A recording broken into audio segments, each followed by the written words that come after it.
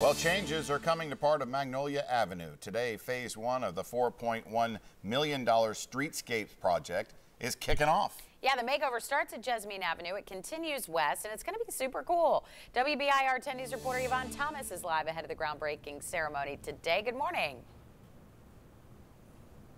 Abby Russell, good morning. Construction will be underway starting today, kicking off the groundbreaking ceremony here on Magnolia Avenue. As you can probably tell, a lot of the construction is happening or will happen soon. There's cones lined all the way down from Jasmine Street till about Winona. One lane is actually blocked off to drive-through traffic. This will probably be in place for quite a while right now until this project is complete. Now, phase one of that project begins today with that groundbreaking ceremony. Crews will begin construction on the western end of Magnolia Avenue near Jessamine Street, and the improvements will include new stamped crosswalks, stamped medians, on-street parking, wider sidewalks and bike lanes, and of course LED lighting will be added here as well. Phase one should be completed by fall of 2019, and city leaders say it's all about safety and that the new changes will improve pedestrian safety and make it easier to bike along Magnolia Avenue. That groundbreaking ceremony begins in just a few hours, starting at 10 a.m. this morning. The public is invited to attend. Mayor and city leaders will be in place here for this groundbreaking ceremony. We'll bring you more updates throughout the morning and talk about how the businesses